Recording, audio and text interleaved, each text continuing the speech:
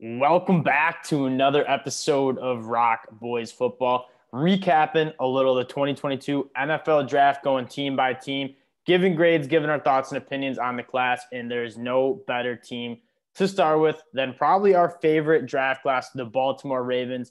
Dill, it headlines a couple of guys you love. Get into those picks. I like that top four for like the value. I think you could argue. I mean, obviously the top two are first round picks. You could argue those two were as good as anyone from a playing standpoint in college. Absolutely, those two dominated, and then the other two. If Ojabo's healthy, he's a first round pick for sure. He might even be upwards of the top 10. And Travis Jones is a guy I know we like. We think he could have easily been a first round pick to like the Boxer team at the back. So they just drafted everyone I thought was really good and who fell. It's almost as if they listened to the Rock Boys Football NFL draft content, because it was every single guy that we liked. And it was really just the best player available kind of thing. Like Kyle Hamilton falls right into their lap at 14. They trade up a little bit for Tyler Linderbaum, who was previously mocked at 14 to them for a while. David Ojabo, a guy who fell obviously because of the injury.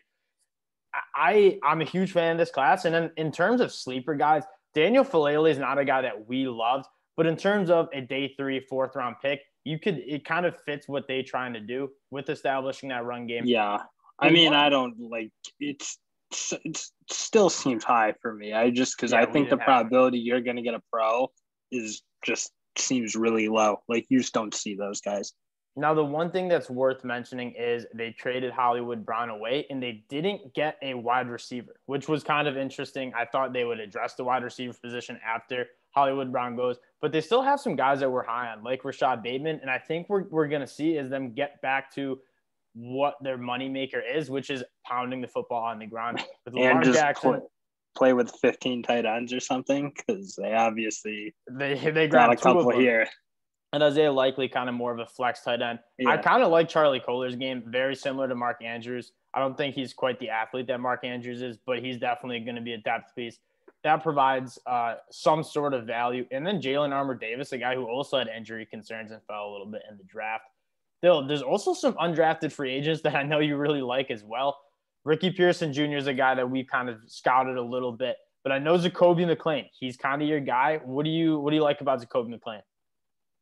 I don't get how Zakoby McClain wasn't picked inside the first 3 rounds. I mean, if you watch him play, he's just really good. A sideline linebacker. He didn't have people complain about his size, but it's not like he played with it wasn't an issue. I mean, he was just a really good player.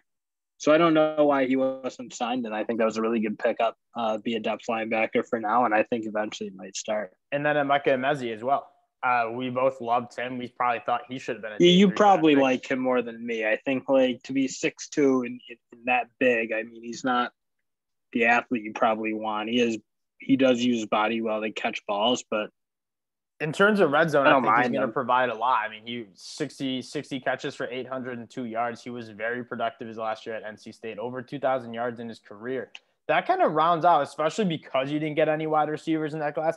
I think adding Emeka Emezie can be some serious depth to that wide receiver room that is lacking after the Hollywood Brown trade. Isaiah Likely, though, he's like the interesting weapon, I'd say, of somebody who might be absolutely a little more productive, because they love the tight ends. He's like he's going to be a different tight end than what they have. They've generally had the bigger Mark Andrews, a stud because he's an athlete and he's huge, but they've been playing with some big like Max Williams, like just bigger physical tight ends, and you might give them a little bit more juice to hit some bigger plays, use him, mix him in with a rotation, and who knows? I mean, he's not a guy I was in love with, but you're gonna see. Yeah, he wasn't. But then again, they picked him in the day 3 round. Like that's what I like about it. Like the guys that even we didn't like, they didn't invest significant capital in. I mean, you look in the first 2 days of the draft, they got bona fide guys who are gonna find playing time outside of David Ojabo via injury, who are gonna produce and provide value for your team immediately. That's very hard to do. Still, I'm gonna kick it draft grade and then favorite pick. Yeah, I mean, like, am I going to do these A plus, A minus? I think that's a dorky thing the media does. Fair enough. Personally. So I'm just going to say it's a really good draft. I think what they did I mean, it's as good as anyone, and of course, it's like because I love the players, so it's like it's. I mean, to do these grades, it's like, do I think? I mean, it's a flavor of like, what do you think about these guys? I think they drafted 4 stars, like guys who might be really high level players and just fell. Like they were just picking value all day. So I kind of love what they did. I'll go ahead and give it an A. I'll go. Nerd. You're getting solid in your day. Like the first 60 picks were really good. And even Travis Jones, a guy who falls out of the first 2 rounds, I think he was also a great pickup and probably going to be my favorite draft selection.